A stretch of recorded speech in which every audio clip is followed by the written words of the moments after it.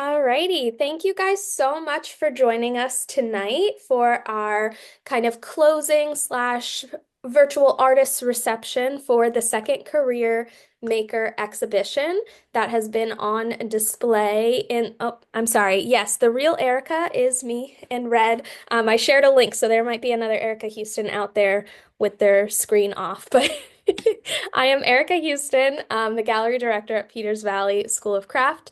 Um, Big thank you to all of the artists present here today and those that couldn't join us that submitted their work and showcased their pieces with us in the gallery. It really came together so beautifully. I hope most of you were maybe able to go see it in person. If not, you can definitely check out all of the work online as well as the beautiful catalog that we put together. And I will put a link in the chat for that catalog shortly. But we were so blown away by everybody's work that submitted, and it was really, really cool to see which artists pulled in their prior career and where there was like maybe an obvious thread connecting the work compared to those that were doing something that was completely different from what they were doing in their prior career. So I'm very excited. We had a lot of great conversations at the opening, and I'm really excited to extend that to those of our makers that were not able to attend in person and to our visitors who are interested in this and might have questions about managing a dual career or how to make the change. So this is going to be a great time to hear from artists that have done just that. If you have any questions while each artist is talking, please feel free to throw it in the chat. What I am probably going to do is take a question or two in between each artist, and then at the end, once everybody has talked about their work, we'll do a bigger Q&A and we'll try to get to all of those other questions as well. But I want to make sure that everybody that has prepared a little 5-minute speech today gets a chance to talk about their work.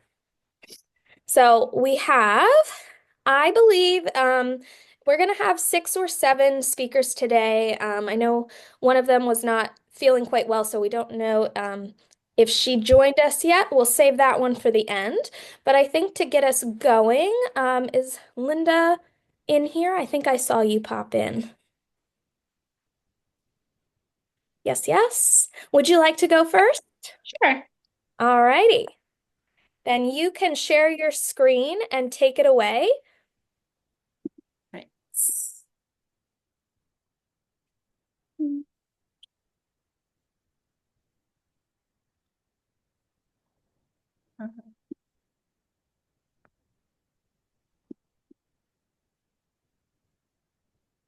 Okay. Can everyone see my slides? Yes. Yeah. Okay. Do you see anything random like my tax forms, anything like that? That's just okay, great. I think you're good. I think you're full Good. screen. Okay. Thanks so much for the invitation to speak, Erika. It's really nice to be here. My name is Linda Ruggiero. I am a Philadelphia-based textile artist. I make woven tapestries that depict my experiences as a critical care nurse in an urban trauma center here in West Philadelphia. So I thought I would try to advance my slides. Just talk briefly about my transition into nursing, since it plays a role in informing my work and the themes that I'm currently exploring. So I started off as a research neuroscientist, and in 2017 decided to go back to school for nursing. So here I am on my first day of clinicals in nursing school. And then about a year and a half later, I graduated and started my first nursing job. As a new to practice nurse, I worked on a unit that mostly treated patients who came in for elective surgeries. So basically, healthy patients who would come in for maybe a knee replacement and go home the next day. But then 2020 came. And along with that, the onset of a pandemic, and our hospital, like most hospitals, canceled all of their elective procedures, and our unit became dedicated to exclusively treating COVID patients or patients with COVID-19. So here's me in my PPE. And at the beginning, we were really pretty determined to fight this pandemic, and me and the rest of the nurses were really kind of motivated to sort of tackle it. But that changed pretty quickly. During those first few months, my shifts pretty much ended like this every day. So it was really challenging. It was challenging for everyone, of course. We, in those early days, lost a lot of patients, especially when we were still learning about the disease and how to treat it. So in order to kind of process the experience, I wanted to kind of somehow document what we were going through. So I started making these collages. Um, and this worked really well for me because the process of collaging was very therapeutic. I found it to be really mindful. Even just the sort of cutting and pasting was very relaxing. Um, During those first few months, I probably made about 200 collages. I'm not going to show you 200 collages, especially since I started the talk by saying I was a textile artist. But it was something that over time, somewhere in here, it occurred to me that the relaxing effect of collaging is what I really enjoy most about weaving. So it's a pretty mindful activity that helps soothe me during stressful times. And I started to sort of focus more on the effects of my process. So I wanted to create work in general that told stories about trauma and that were inspired by my experiences as a nurse. But I also wanted to pay a little bit more attention to how the process also played a role in healing, and in this case, my healing in particular. So that brings me to the work I have in this show, which is called stenosis. So stenosis, by definition, is a term that we use to describe the narrowing of a passage in the body. So you may have heard of spinal stenosis, where the spinal cord has these narrow areas that cause like nerve impingement and can lead to back pain. I work in a cardiac unit that treats patients who are having heart attacks. So we study stenosis in the level of the heart. So when a patient is having a heart attack, many times it's because one of the blood vessels has undergone stenosis. So what we do to treat that is we place a stent, which is this sort of mesh material that opens up the vessel. So in this piece, you can see from left to right, it's a series of three. The one on the left is sort of a diseased vessel that has a stent kind of inserted, and you can see the sort of darkened areas that represent blockages and disease and sort of like clots. And then over time, after we've kind of opened that vessel up, the transition to the vessel on the right kind of represents healing and how the disease has passed and now blood flow is reestablished. And just overall, it's sort of meant to be symbolic of how internal blockages within us can lead to these disturbances in the heart and the body, and how clearing that can reestablish balance and healing within an individual. So this idea is something I'm now exploring a little bit more in my current work, and something that I hope to kind of elaborate on more going forward. So I spoke kind of quickly because I wanted to get through everything, but I'm happy to answer any questions you might have. That was awesome. Thank you so much for sharing. As a fiber artist myself, and maybe other people will agree with me on this too, but what I really love about this piece is that you have such a deep conceptual conversation going on there, but it's also just so visually appealing. And it's just from looking at it and not having any idea about the background initially, you did such a good job at creating a piece that was just like aesthetically beautiful as well as deeply meaningful. Thank you. And we've got a question asking if they are crocheted, knitted, what the process was for creating that form. And Yeah. Yeah, the fiber itself is it's technically knitted, but it's an I-cord, so it's knitted into these like long cords. So it's yarn that's knitted into cords, and then the cords are used to weave through the kind of mesh. The mesh is just like chicken wire that you can get at any hardware store. Did you say it's woven through, or is it just kind of like plucked through and like, Yeah, so the red colors are kind of woven through, and then the okay, dark areas are sort of embroidered and on, and like a little bit of applique. very cool. Yeah. Um, we have another question asking if you talk to your nursing colleagues about your work. Um, it's funny, I have the one of the CEOs of our hospital system.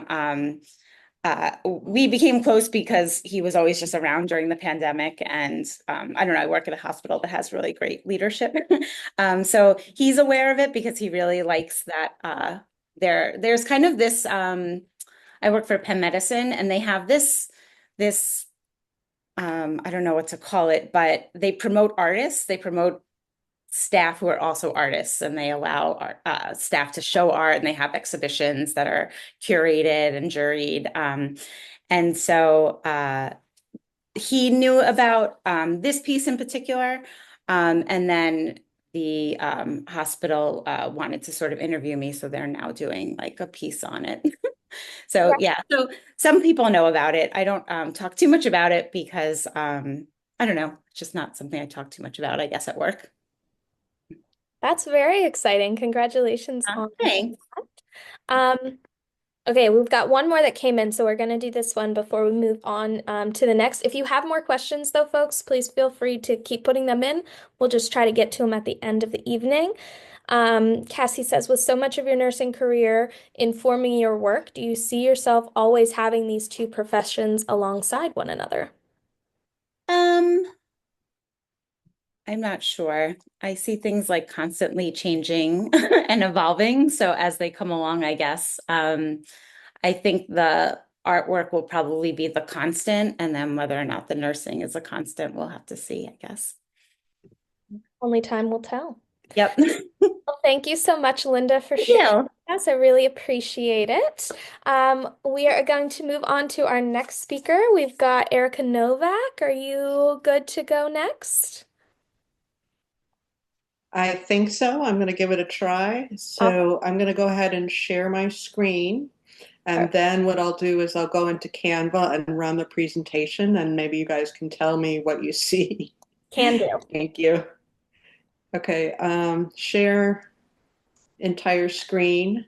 Mm-hmm. And now say allow. Now you guys can see everything, and now I should go to present. Yeah. Present. And do you guys see that? Yes, we do. Yay. Okay. All right. So, hi, I'm Erika Novak. Two Erikas here. So, I'm a maker with a previous career. So, I create wearable lines of contemporary jewelry, usually in silver or bronze, usually traditional bench methods, digital techniques, or a combination of both. So what you see in the photo is the piece that's at the gallery right now. That's the piece that got accepted into the exhibition. Oops.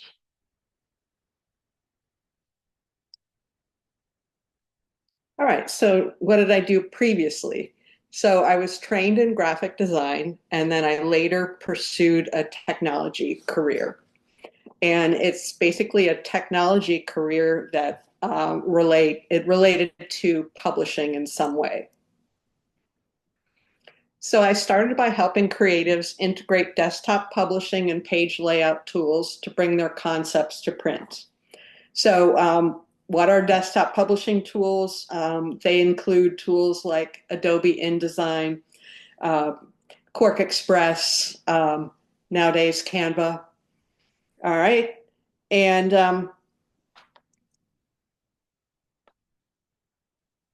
And artists that use these tools often include other applications such as 2D drawing tools like Adobe Illustrator or Photoshop for their images.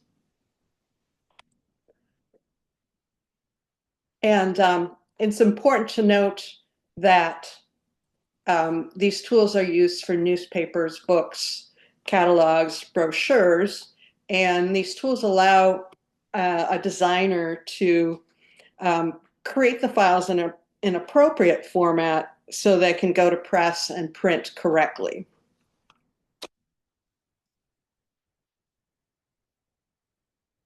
Okay, what did I do next? I then worked with teams to implement product information management and content management systems for print and web publishing, later assisting larger companies with master data management while traveling extensively. So what do these systems do? They basically organize vast amount of accurate product information for use across multiple channels. So print via a desktop publishing front end or an InDesign front end, or they drive websites, all while basically adhering to the creative directors and stakeholders' vision.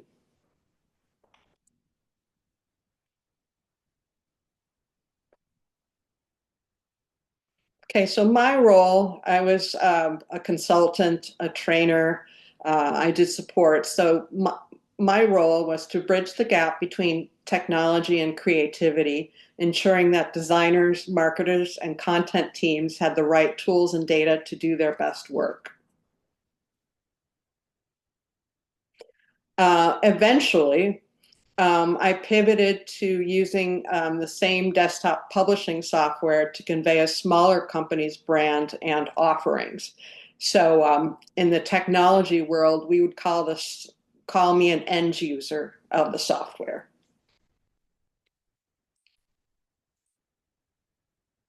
Okay, I always had the need to create and express myself visually. So during this time, I studied traditional metalsmithing at a local art center.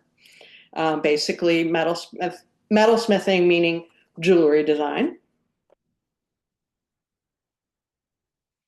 So my training in the metalsmithing arena has been largely traditional, formed by participation in workshops that nurtured my need for learning and creative expression.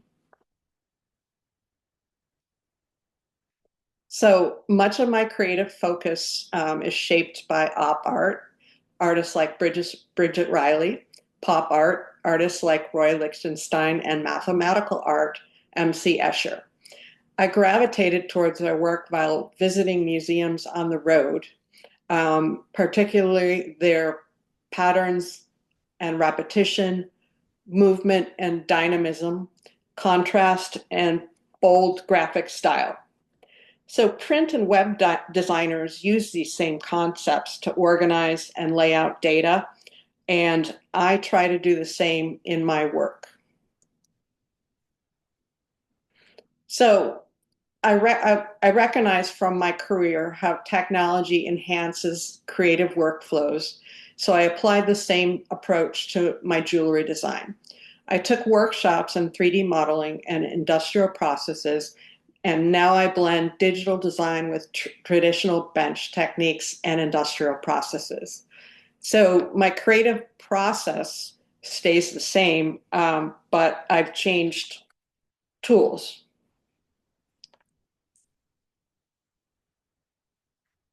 So it's a quote from me. I love that I can take my ideas and leverage the same software used to design buildings, household products, landscapes, and furniture to realize my jewelry designs, or that I can start and finish a project on my bench using traditional hand fabrication and stone setting techniques.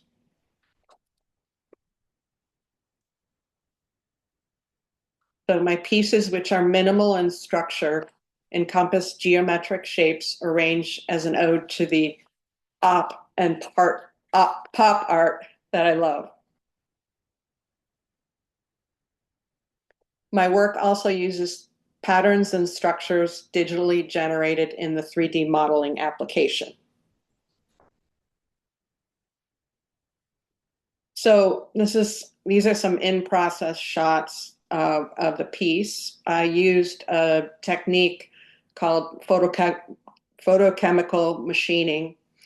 And I also use traditional bench techniques in this exhibition piece. So shown are shots of my sketches in Rhino and then the etched pieces in progress.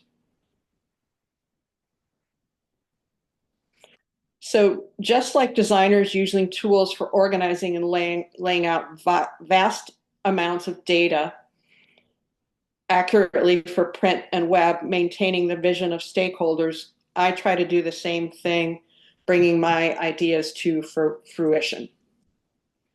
So this is the final piece, and thanks very much. I did a bad thing by reading off my slides. If I had more time, I wouldn't have done that. And I thank you for your time, and thank you, Peters Valley, for including my work.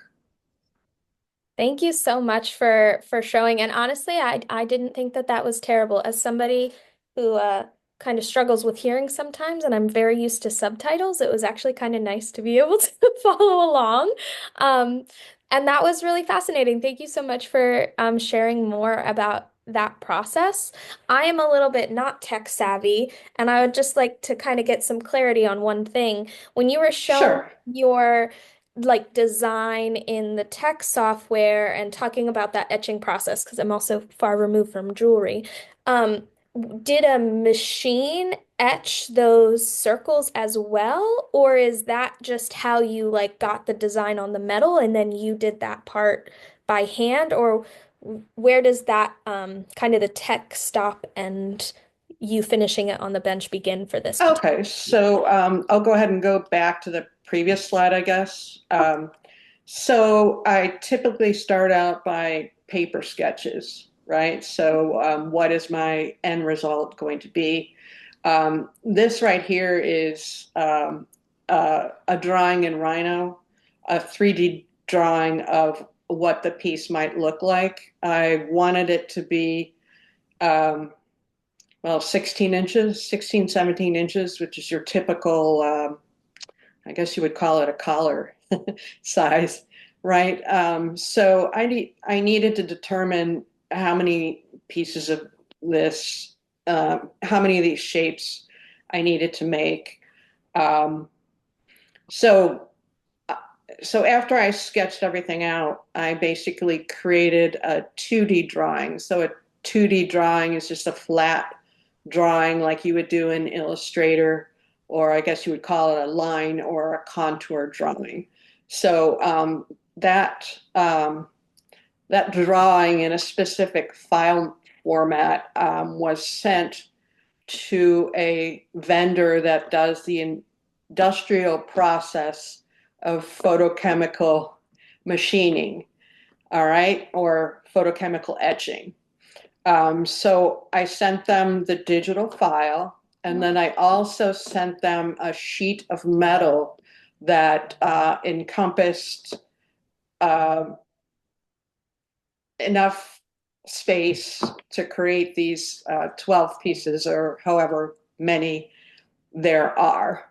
So what they did is they sent me the work back. So I had multiple separate pieces, and then it goes through a process where I create the connectors. So these are the connectors, and then I create the connections. So the connectors are soldered, and the connections were formed and welded. And then I do a finishing process on the metal, which is, sanding, polishing. And then I also add because you see in the finished piece, there's black in the recessed area. So this is a bronze piece, and I use I use some material that patinas the recessed areas. It's similar. It's made by a brand that makes patinas that turn gunmetal gray or black. All right. So they use that for steel. I use their product that they use for brass or bronze. So yeah, I usually do samples, and by no means do you have to send things out to be etched. A lot of artists do etching in their studio, and that's another option as well. So Yeah. I hope I answered your question.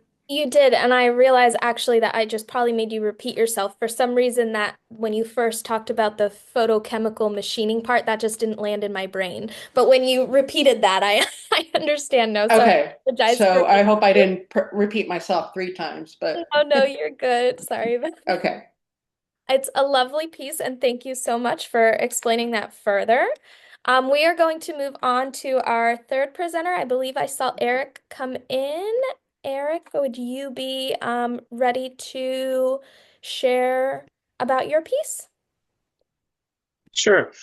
Let me see what I can do here.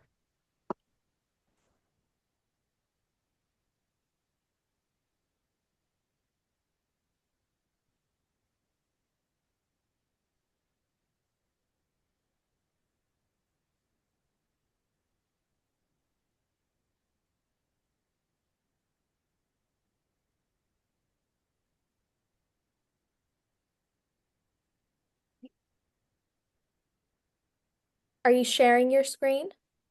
Yeah, Yeah, I'm working on it.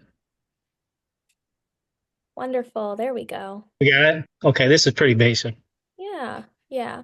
And we are seeing your whole desktop, so I don't know if you want to make your presentation full screen, and then that'll show larger for us.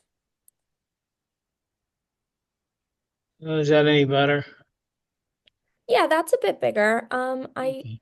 think I don't use this app very much, but This is my first time, so I think if you look down there by the zoom button, there's like that little figure with the square on top. I think that goes into presenter mode and then it'll be full screen. To the right of notes. Yep, keep going to the right. Another one and another one. I think here we there you go. All righty, take it away.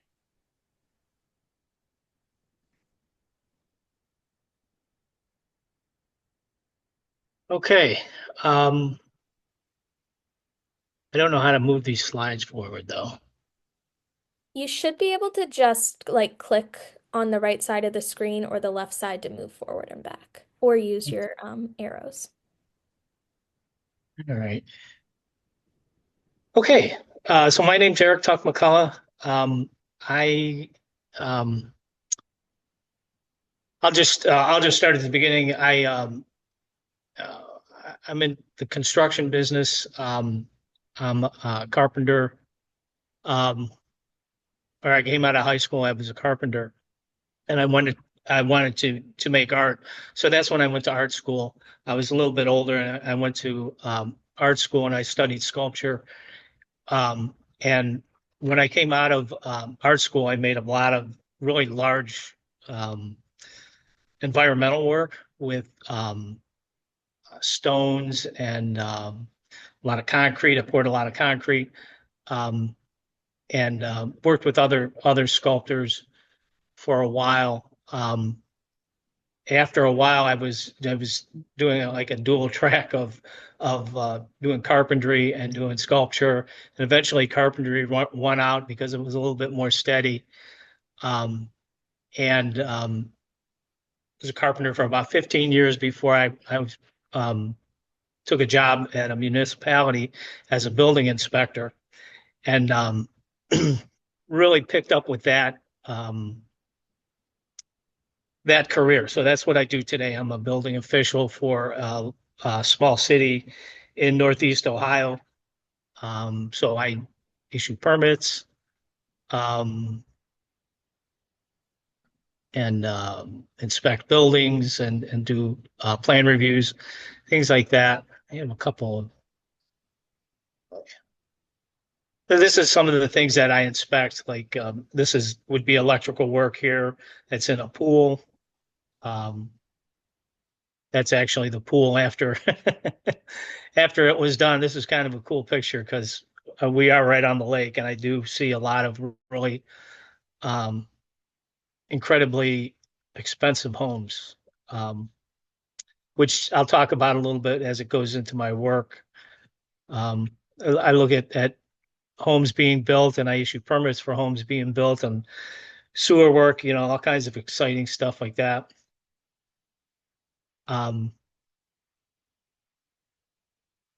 So I left. I stopped making art for about 30 years, while I was working my way up through different building departments, and now I run the building department that I'm at now. And a few years ago, I started getting back into making artwork. I felt like I really even couldn't even tell you if it was a great need for it. I was actually building surfboards on the side, because we surf on the lake up here, and I was building surfboards, and the process of building surfboards kind of opened up a space for me to start doing artwork, and I started doing paintings and drawings, and then got into making sculpture, which was really more tactile for me, something that I really wanted to do, something that really kind of feeds my soul. And I started making these pieces like this one here, pallets and stacked chairs, are basically out of discarded materials, basically materials that I find around my shop, find around in the trash, find anywhere. You'll see a lot of these wooden pieces in these next few pieces that I show. They really intrigued me.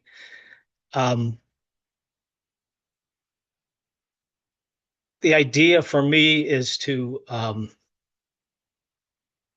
because I work with a lot of builders and architects, and a lot of homes that are really expensive, that a lot of money is being spent on these homes, and a lot of resources. My work, I've tried to take a step back and try to work with scarcity, and I've been trying to pare down,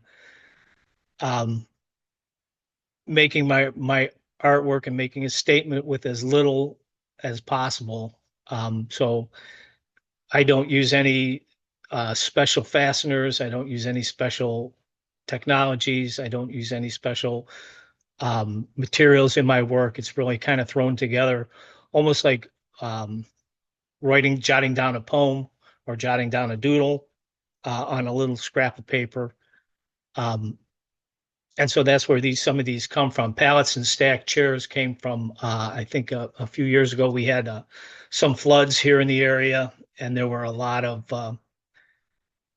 debris that was washed up along the roads and along this tree lawns.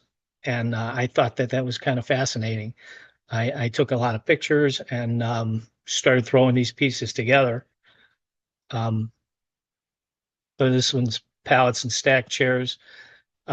This was deer stand with a sparkle. I also like to hunt and like to camp, and I was drawn to these old deer stands that you would find out in the woods. I'd go camping, and you'd see someone had thrown together some pallets and some sticks and some stones and thrown together like a little shelter. And a little bit of this piece came from that. This was just shown in Cincinnati at the same time as this show was. And I was really happy that I got a chance to show there. And some of that stuff. These three pieces were in a recent solo show I had. This was in Akron, Ohio. Pretty much the same idea, using discarded materials that I put together in, yeah.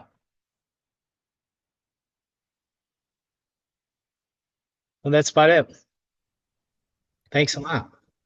Thank you for sharing. That is so great. I just want to say I thought that that was so beautifully said when you said that your work is like jotting down a poem on a piece of paper. And I think like your pieces definitely resemble that. Like as soon as you said that, I was like, oh my gosh, yes. And it's like a quick little mark make, like just a quick little doodle or a little jotting down of a note. And I think that that's a beautiful way to speak about your work. Thank you. Thank you so much for sharing with us. We are going to move on to the next speaker, but again, guys, please remember you can keep putting questions in the chat and we will do a larger Q&A at the end. I would like to ask Stephanie Haining, are you willing to be our next speaker? Absolutely. Wonderful. 100%. Let's see if this new computer allows me to share. Mm-mm.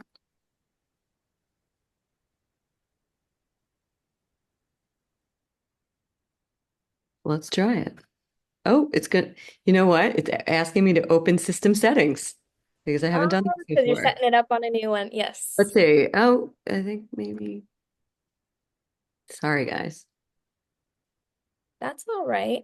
If it lets you do it really quick, that's great. Otherwise, we can also move to the next speaker and let you get your settings worked out. It's going to make me restart. So you guys jump to Okay. something else. I'll go next and I'll be ready by then. Okay. All righty. That sounds great. Then, Amertah? Sure. Hi, everyone.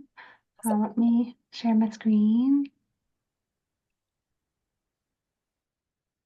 Hey, is everyone seeing my name?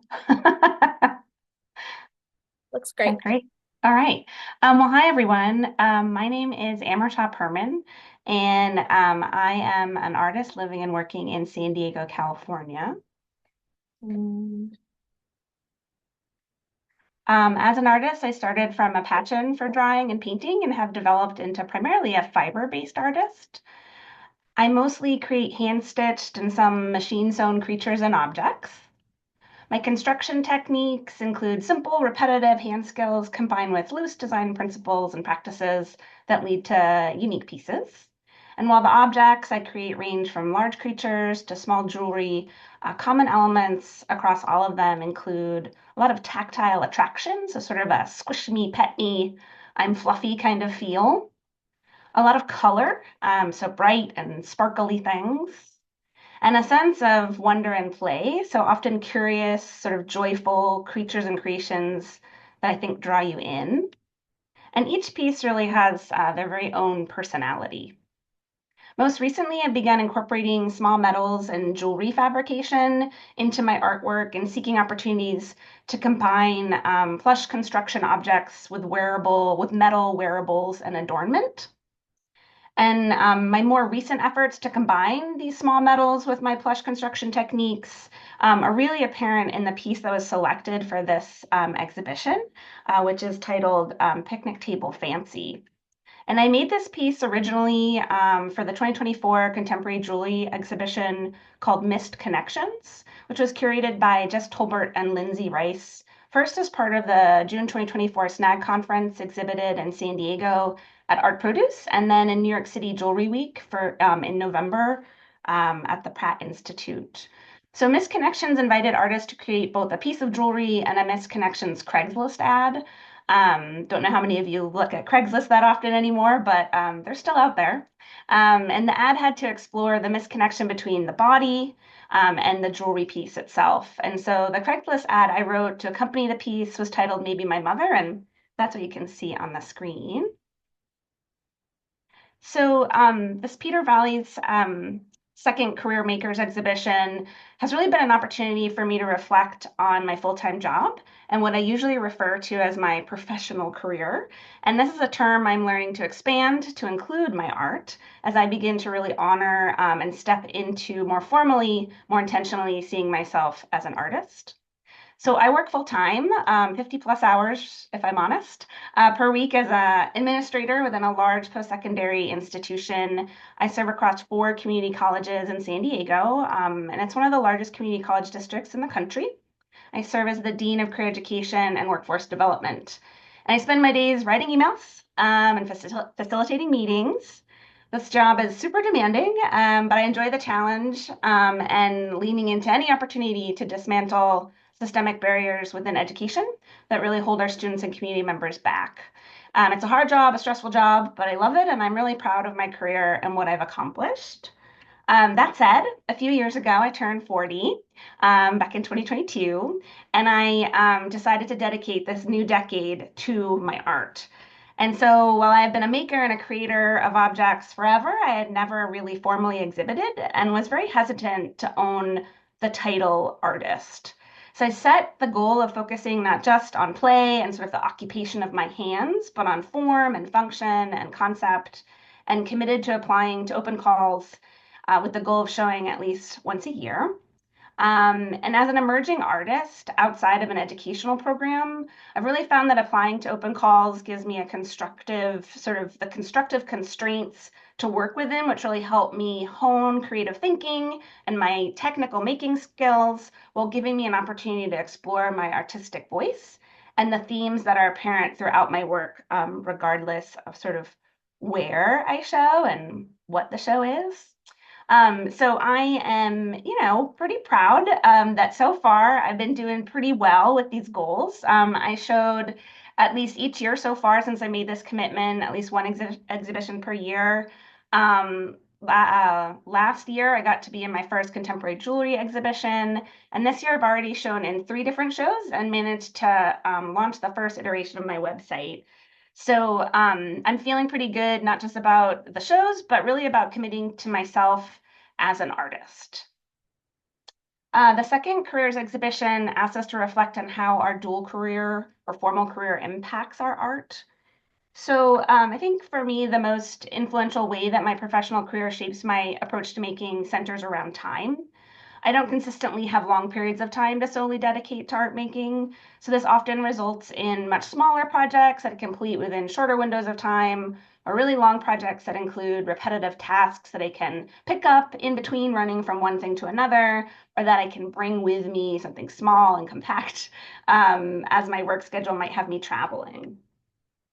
When I do have longer periods of time to dedicate to my studio, my very finely tuned professional skills of focus and compartmentalization really kick in. I can happily spend 12 hours straight in my studio for multiple days in a row, totally immersed in my projects, because I'm able to turn off my work and really switch gears and focus on something creative and inspiring.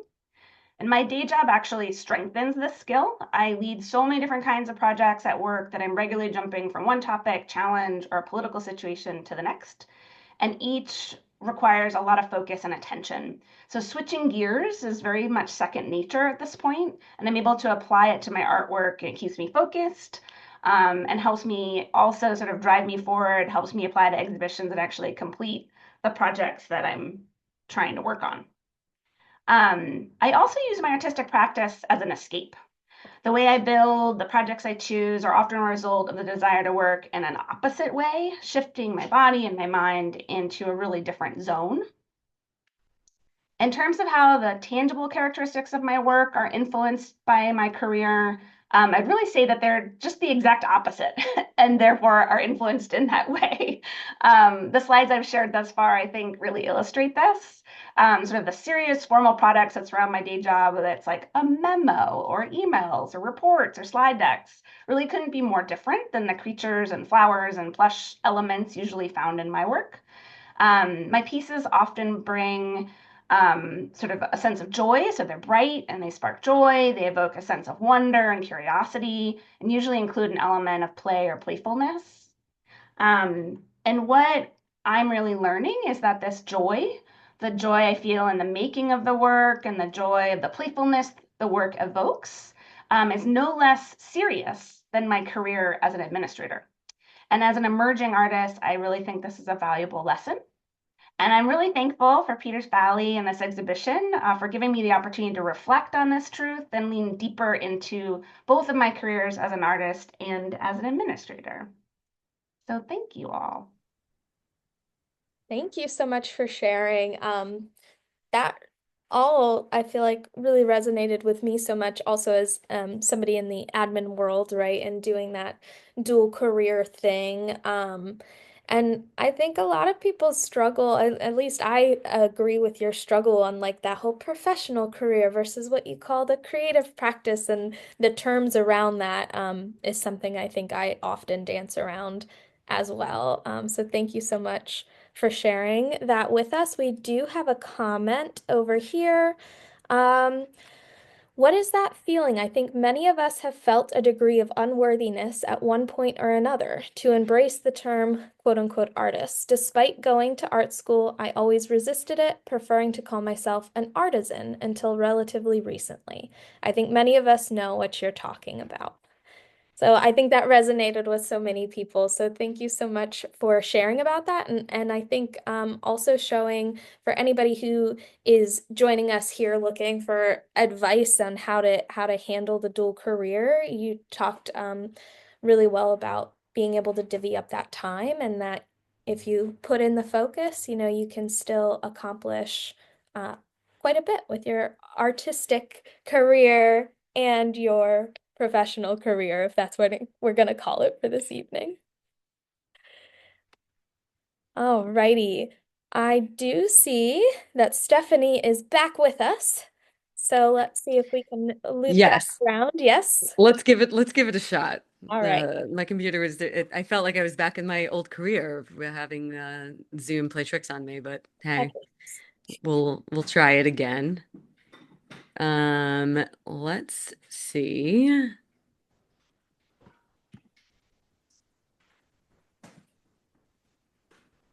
Are you guys seeing my screen? I'm seeing myself. I You're think you've seeing got your, yourself. I think you've got your full desktop instead of just the window. So you would have had to like minimize Zoom. But if you go to share your screen,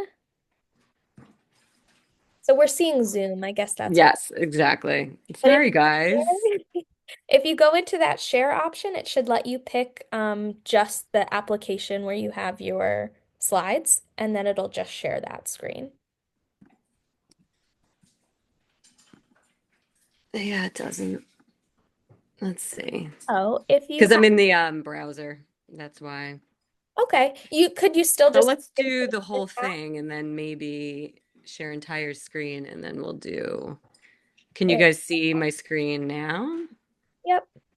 So if you make that Okay, go so now we'll do the whole thing. How's perfect, that looking? wonderful. Amazing. Okay. Thank you guys for your patience. I appreciate it. Okay, so I'm Stephanie Haining. Thank you for the opportunity to be in the show and then also to speak to all of y'all. I'm a second career maker. My piece in the show is this Fraggle ceramic sculpture. It's a self-portrait and maybe first I'll talk a little bit about me. I'm a ceramic artist. I live in Brooklyn and work in Brooklyn. I went to art school for illustration first and then transferred to furniture design. So did like woodworking and metalworking. And I never really did ceramics.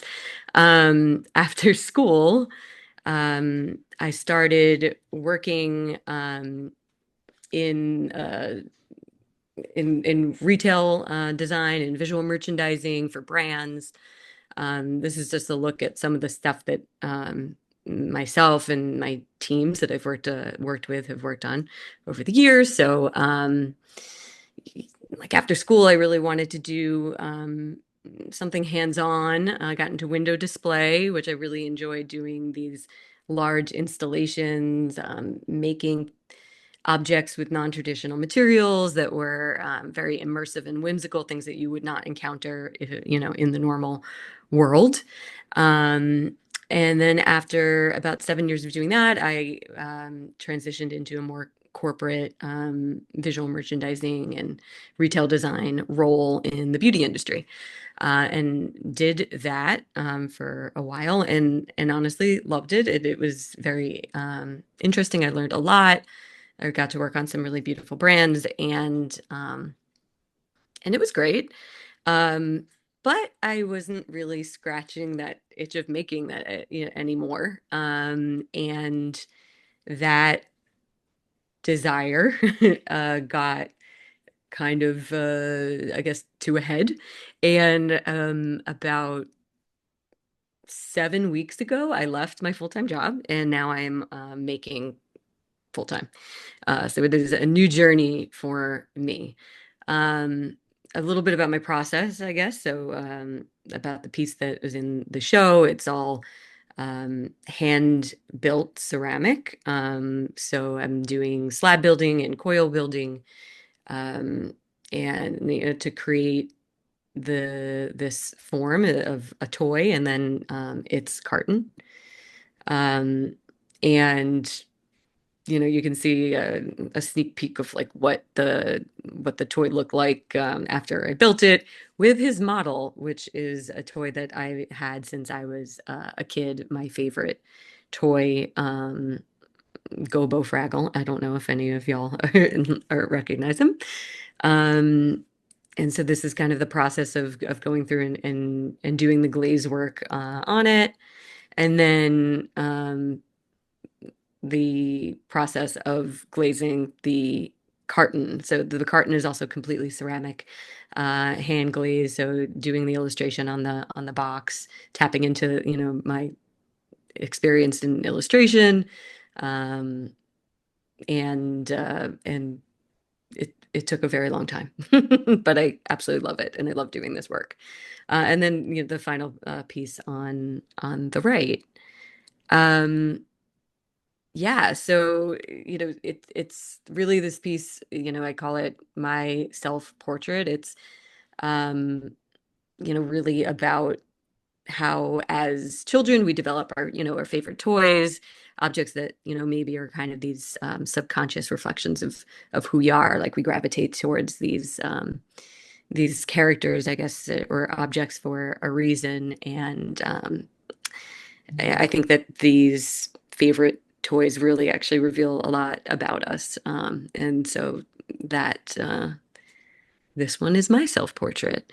Um, and yeah, so I guess, it's to get back to this new journey of being a full-time maker and stepping away from my previous career. I'm thrilled about it. It's been an amazing 7 weeks. I absolutely have no regrets. It's scary sometimes. I haven't figured out how to do it really yet. I'm just kind of going with the flow and making and enjoying the making and trying things and testing things and learning as I go. I love going into the studio every day and also not having to feel like the pieces that I choose to make have to be the right ones because time is so limited. Now I have so much more time to dedicate to this craft, and excited about where it'll take me in the future. Um, and just a look at some of the other objects that I've been making, which, these things would not exist had I stayed with the job. So even though it's scary and it's very new for me, and there's anxiety there for sure. It's I get to look at the pieces that I'm making and realize that I wouldn't have had that opportunity personally, like with um, the amount of time and hours that I was spending at my job. So I love it, and yeah, excited for the future. And that's it. Thank you guys. Thank you so much, and congratulations on your newfound free freedom from what we Yeah, decided in our last chat was our professional career. professional career. Yeah, exactly. Um, Exactly. Grateful for it completely, but excited to be trying something new, and that's life, it's always evolving. So yeah, yeah, and I'm sure there's definitely going to be scary parts. We do have a comment here. We've got inspiring and fun. I like how you're using the pop culture we all grew up with as a reference point, but then owning it as your own narrative. And then Erika Novak, you said Fragile Rock question mark. Is there more Yes, to the question? Are you just asking if that's who it is? Yes, yeah. it is. Good eye. And that is just some very, very detailed glaze work. It blows my mind when I look at that and realize that you just like drew all of that on. That's craziness. Many hours, a labor of love. Yes, But you know, I think a lot of folks on this call can relate to that in all their different mediums. It's amazing to see what everybody does. absolutely, absolutely. Alrighty, I am gonna Thanks. invite Heidi. Would you like to chat today? Yeah, sure. My husband's doing the computer. Okay. I don't have the slideshow because we discovered that I'm computer stupid. So I'm just going to talk. Okay. You need to do whatever. So No, we don't have the slideshow. oh, okay. So this All right. I went to VCU for my undergrad. I did a double major in jewelry and sculpture. Then I went to Massachusetts and got my master's in foundry. And then 8 years out of school, cancer decided it really liked me, so it invented a whole new cancer that existed just on patient zero. And decided it didn't want me to do metalsmithing anymore. So I spent 15 years with the cancer trying different things. And each time, I lose a little bit more every time they do an operation. Anyhow, long story short, during this time, I started working with dryer lint because my mother-in-law had lupus, and that's a whole nother story in itself. That's hilarious. But anyhow, so I started working with dryer lint. I couldn't find anybody anywhere that worked with dryer lint. Nobody to ask, no anything. So I had to invent my own process. I spent 3 years doing test drives in the worst conditions possible, like corrugated cardboard and a moldy basement. I mean, I went to the works. I wanted to make sure if I was going to do this as a career, I wanted to make sure it was viable. And then I just kept working at it. And now I'm the dryer lint artist. And I don't wield a hammer anymore. I struggle to hold a glass of water. So the way I do it is great for somebody whose hands are arthritic and have problems. So that's one thing I discovered. I work with tweezers because I have limited hand movement. But it gives me an advantage because I can get the dryer lint literally as thin as to the hairs. I take it down to the hairs, and that's how I do shaving. The work behind me is some of my dryer lint art, since I don't have there we go. I think you can see it. I can pull stuff down to show you. My work is actually about an inch thick when it's done. A little over an inch thick. Like, see, here's one. Everything goes behind museum glass since it's fiber. Trying to think of what else off the top of my head. I do Instagram stuff Mondays and Wednesdays where I actually show how I can do it, because you have to have the camera like way down on it to show what you're doing. So I do a sketch on watercolor paper because the fiber will stick to the watercolor paper better than any other paper. I only use enough archival cement to like a thumbprint, and everything else I use sewing pins and foam core to stabilize it. And my work most of my work is 11 by 14. I do a few like the one in the show that are 24 by 36. And I'd rather have people ask questions. Go ahead. Fire away.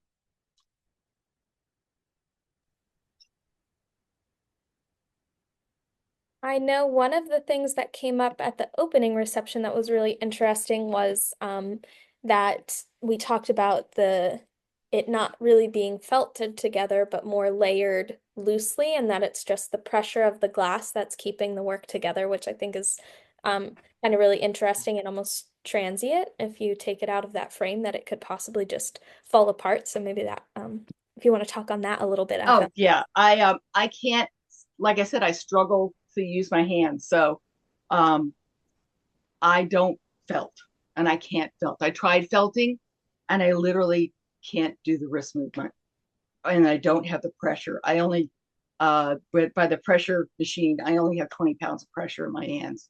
I have stage 4 lymphedema from the cancer, so it's, kind of wonky. But I put on the foam core. The work is actually about an inch thick by the time I'm done, and it's literally, I'm kind of nuts. I lay it down literally layer by layer by layer by thin layer. I mean, each layer I lay down isn't any thicker than the tweezers themselves, so it's really thin. And the glass holds it in place. I have discovered over the years that after 10 years, you can, because I'm always testing it, you can take a big knife and rub it against, with the blades touching the foam core, rub it behind it, and you can get the whole piece to lift up. I wouldn't go dancing with it because it'd go flying all over the room, but semi-temporarily, I guess you could transfer it to something else if you wanted. So it kind of little bit felts over time, but no, it is flyawayable at any point in time when I'm working. And I've had cats reach up underneath and take stuff, and it's like, oh, there goes 3 days of work. Yeah. You got comments about how the lines are so clean, even though it's so free form there, that folks love the piece that you have in the show. And we even have a question of if you exhibited in Stroudsburg recently at Gallery 5. Yes, I have work in several different places. Yeah. Awesome. We've got the question. Oh, I should have known this was coming. How do you produce all the different colors of lint? I use the lint as it is when it comes out of the dryer. It is not changed in any way, shape, or form. All I do is just keep thinning it out and thinning it out and thinning it out. The colors, most of the good colors are coming from costumers and quilters. They send me the best stuff. I have most of my lint comes in the mail. Honest to God, people ship me lint in the mail, and then I do a little Snoopy dance when I get one.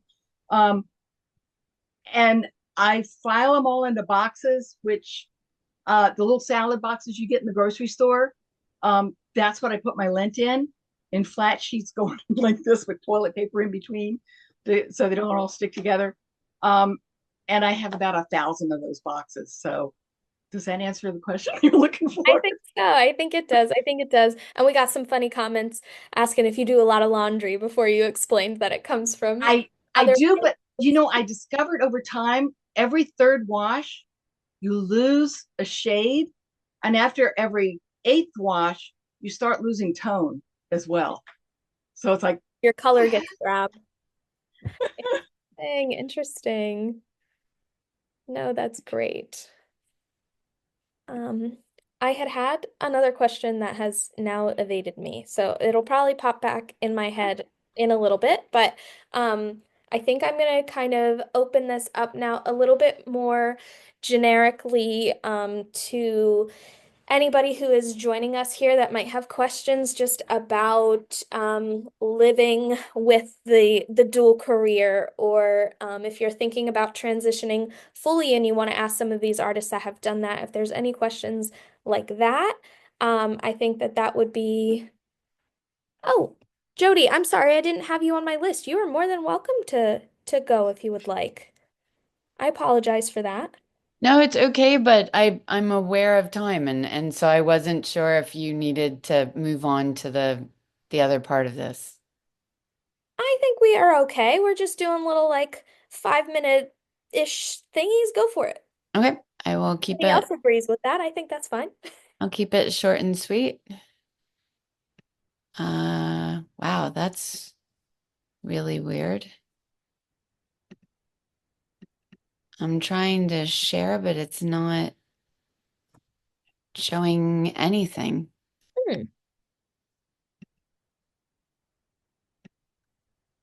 I think I'm getting that weird open systems that Stephanie was getting, although I'm it's my same computer, so I'm not sure. Okay. So It's just, I is it not popping up when you click the no, green? like when I click on share, I get screens, documents, or advanced is what I'm getting across the top, and it's not showing If you click on screens at that point, does it give you your options? entire screen, applications window. Yeah, so if you share I mean, if you want to, you can do your entire screen and just full screen on your end, your presentation. Yeah, no, it's asking me to, yeah, it won't do it. So I'll just talk for a moment. Go for it. If you wouldn't mind, if you're on your end, you could just show the piece that's in the show. I guess I could You want to speak get to it, but I don't know why nothing is showing. So hilariously, I do this for a living, and yet literally nothing is showing right now. So background. Um, trained as a graphic designer, worked for varying museums or research facilities or companies as a graphic designer for about 7 years or so, and then had the calling for teaching. Moved back to Philadelphia to teach at Drexel University, and have been there teaching in the program, graphic design program, for over 25 years, while also doing consulting work, usually in dimensions. So looking at um, exhibition design, wayfinding design, but also did a lot of branding or book design, that sort of thing. And around 27, I'm an associate professor, and as such, you're allowed to apply for sabbatical.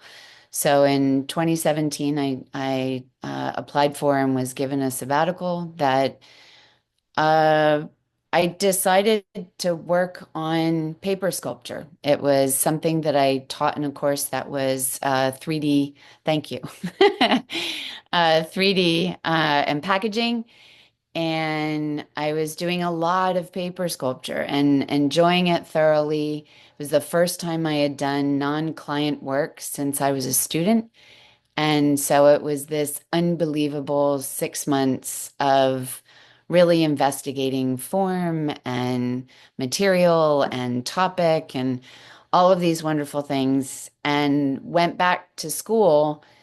And it really, between teaching and my client work, I really didn't have the time to continue that kind of work. And so I tried to do a little bit here and there and was really not very successful in doing very much of it.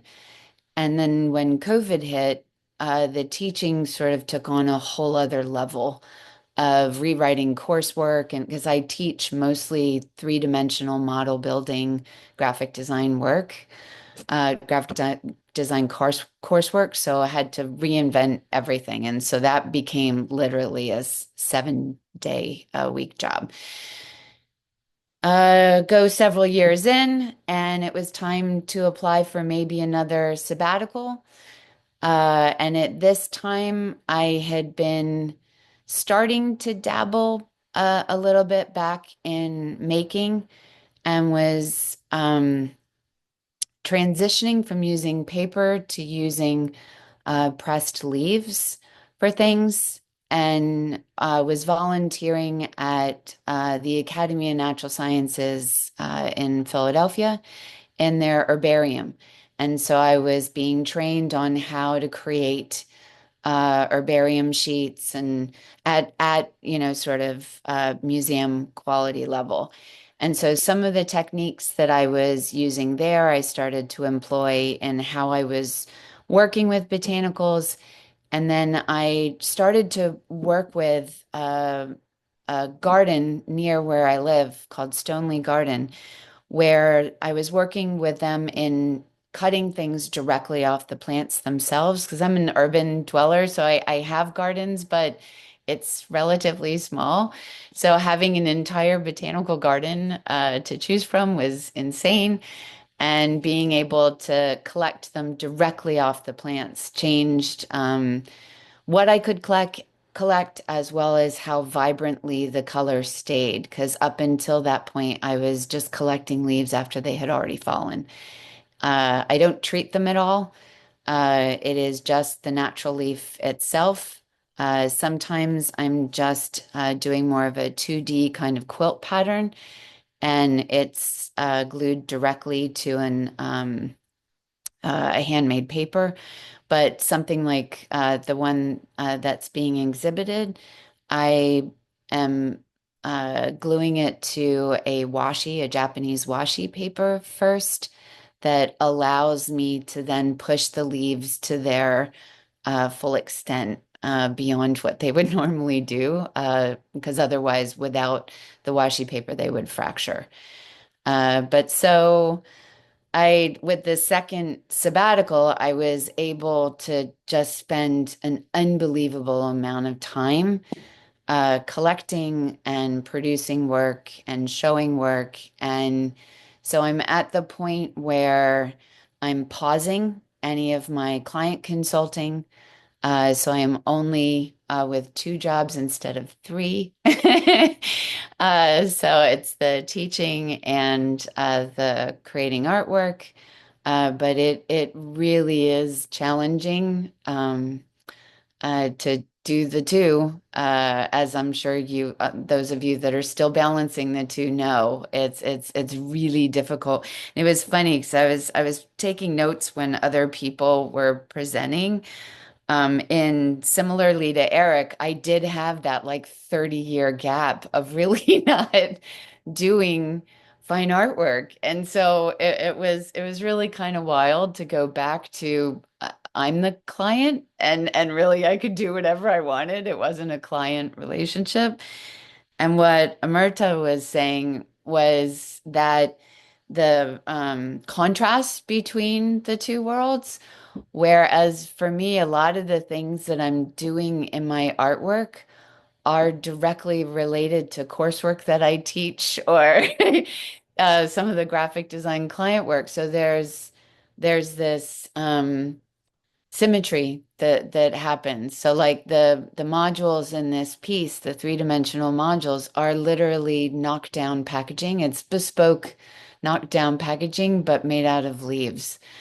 Because the sides aren't separate. It's a flat pattern that's each module is just from one leaf and then it's folded up, which I'm so sorry I can't because I have things I was gonna show what it looked like. So Like the side view on it is really cool. I did put a link in the chat, guys, where you can view all of the pieces online, which has all of the pictures, and then we also included those detail shots in the catalog. But yeah, I feel like you kind of revealed like a little bit of a magician's secret there when you put it on the like rice paper first, because you yeah. know, like they're so delicate. How did she get these like 3-dimensional forms out of the leaf?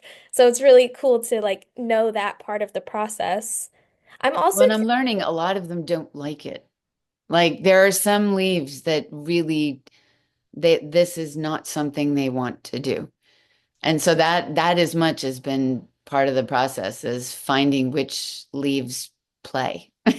Because well, you were taking a very like natural element and turning it very geometric. I know somebody else left a comment in here about liking the geometric patterns with something so natural. Um, and it's kind of like a really interesting juxtaposition. Since you don't treat the leaves, will this piece change over time? Will those leaves change, like lose their color? to a degree, like any natural object, right? So even if you had a piece of wood, and it was in proximity to natural light, you are going to get a change over time. Some of it is I'm early enough in this that I'm waiting to see what some of them do. Yeah. And there are certain species that I've found that really hold their color Awesome. and don't change. Cherry actually is one of them that holds on to its color for a very long time. This one, which is Bottle Brush Buckeye, seems to hold its color for a very long time. Maples are kind of funny because there's something in a maple leaf that almost over time comes to the surface, and it's almost like a waxy thing. Interesting. So it's almost like you're looking at the color through a thin layer of wax paper waxy. It's weird. So it's things like that that I It's like don't want I experimental. don't want to treat them because I want them to behave like a natural object and that it has its own timeline that evolves, but it's not like they go brown. Okay. And I've had many for that I've been working with for a while that they're not the same jewel tone that they were when I collected them, but it's not like they've gone brown. Very So interesting. it's Fascinating. odd. Yeah. Alrighty. I am going to try to stop sharing my screen here at some point, but oh, there it is. We did have one other artist ask if they could talk for a few minutes as well. Which of course I lost, but I saw It's the me. message. Oh, there it is. Yes. Yeah. Sorry, I actually missed the note in the presentation or the email that we had to let you know. That's all right. That's all right. Did you put together, are you going to share your screen or are you just going I quickly put together a presentation. to? Okay, awesome. Can you see it? Yep. Okay, so hi, I'm Shawuki. I'm in Cary, North Carolina, so in the Triangle. I have had several career kind of changes. I actually did a master's in marine biology, but never practiced because you really need a PhD and there's also no money in it. So because of the nature of the PhD, I actually landed up with a job at a software company, which was because my boyfriend at the time told me to apply. And I was in that company for 24 years, but quit 2 years ago. In that company, I was over COVID, it was really tough because all of a sudden it meant everyone had access to your calendar in corporate world, which means 7 a.m. to 7 p.m. was not unusual, 5 days a week, and probably weekend calls as well. And I was managing 65 people at the time. I had set myself, I tried to quit 5 years before I did. The company was nice enough to give me extra vacation. So I stayed for 5 more years.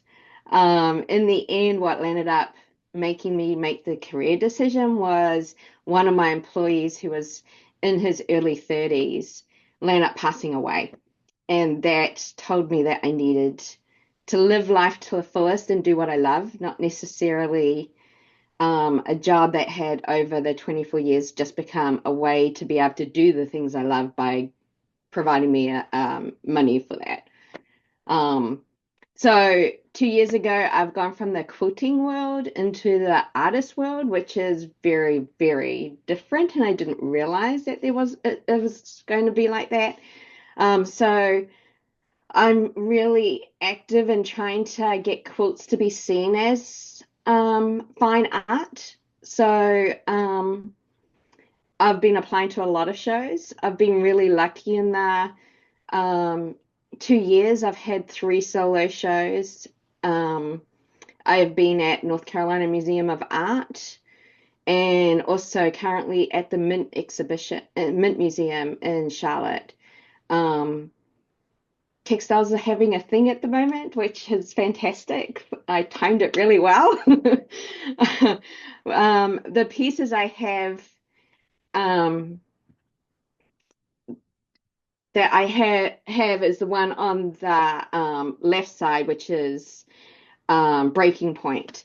And I've decided these 3 pieces were me trying to sit down and process how I felt leaving as a director my corporate job I didn't realize how much stress I was under till I started trying to process it, and realizing that as a director, there's so much you do, but also you gain, but you also lose. Um, the stress was incredible. Being responsible, I think I was responsible for about a 40 to $60 million portfolio of customers. So, being in charge meant I had to deal with whatever problems arose, including any complaints from customers and stuff. So that breaking point, what was one of the pieces I needed to explore. The other two on the right are in the same series. The bottom piece is Here I Stand. I felt as a manager, director, you are kind of on your own. Your friends that you had in a lower position kind of disappear because you can't manage those people and be friends with them, because there's just conversations that you have to have that are hard, especially around bonus time and pay increases. The top piece is losing myself. I found as the stress increased, and just the responsibility in the role, I felt like I lost a piece of myself as I went. And that's been really interesting, trying to find balance again after leaving that role. They usually say if you leave a role like that with high stress, it takes at least half the number of years of working that job. So I really hope it doesn't take 12 years. I'm still processing some of that. But I definitely feel more myself now, and much happier and less angry. And so these pieces were my effort to kind of explore that. That was it. Thank you for sharing that. That was wonderful. You've got lots of comments in here too. Stunning work, congratulating you on all your exhibitions, relating. And I like this one comment that I saw that says they have music in them. Thank you. How big are they? They are 20 by 20 is how I made them. And they're stretched over a wood frame. So it's a little different to usually my quilts are minimum 60 by 60. Do you put those ones on frames too, or do you just bind them? I just bind them. And there's a sleeve on the back for hanging. Awesome. And usually a lot more colorful. Well, these ones definitely speak to your career, albeit I think more coping from that career, but I'm glad that you are making those steps to get away from something that's been so stressful. So kudos to you for taking that big step, and to everybody else who has taken similar steps away and towards your creative practices. I think at this point, unless I have missed anybody else, if there's any other artists that want to talk, please let me know. But otherwise, I think this would be a great time if there's any questions about that transitional period, or managing a dual career, things like that from the audience, that this would be a wonderful time to ask some of those questions. See if we get any that come in. Or I guess if any of you artists want to share something very more particular to that, where did the idea for this exhibition come from? It came from conversations that I was having with coworkers at work, and talking about how, so at Peters Valley, we obviously have all of these workshops and adult workshops, and we get a lot of students, quote unquote, come through our doors that have another career, or they are entering that second career, looking for something to do in retirement, or just like looking to break free from the stress of their day jobs. And the idea kind of spurred to just honor that moment of where people are in that path, and giving an opportunity to highlight, not only highlight the work that's created in those areas, but to explore kind of almost use it as an opportunity to not educate, but if there are people out there that have questions or are afraid to make that jump, an opportunity to just have a discussion around that. And thankfully, there's a whole bunch of people out there in the world doing this, doing this work and willing to share their stories. And I know in the catalog, I was kind of only able to fit one Q&A per person, but I tried to pull some more of those in to our blog. So I don't know, maybe I didn't notify you guys. I'm sorry about that, but I did pull some blog posts together if you want to go over to our website. And I pulled answers. I tried to pull some stuff from all the different artists that were in the show into those blogs to share some more feedback from all of the wonderful answers that you guys provided to that questionnaire. So thank you guys so much for filling that out. It was really great and really insightful and helpful for a lot of folks to see.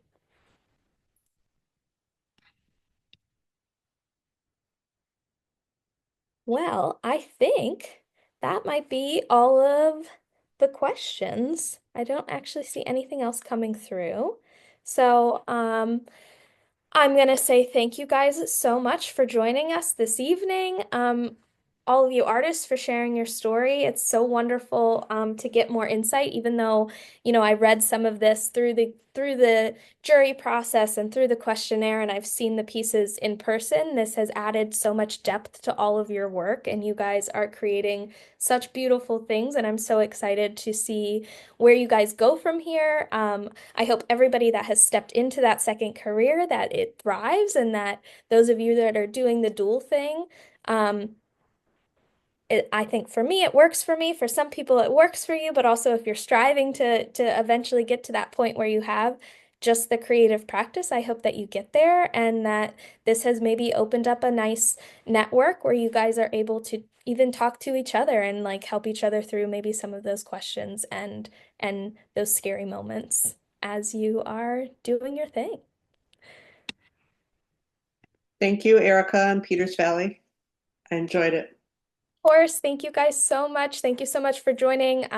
As a reminder, I put in the chat, but it's also on the website. You can see all of the work and get a link to the catalog and check out the blog. So if there's anything else you guys want to share out or anybody here, the non-artists that have joined us, if you want to take a deeper look at any of those, the works that were discussed here today, I welcome you to it. Thank you so much for tuning in. We would like to thank our sponsors for making programs like this possible.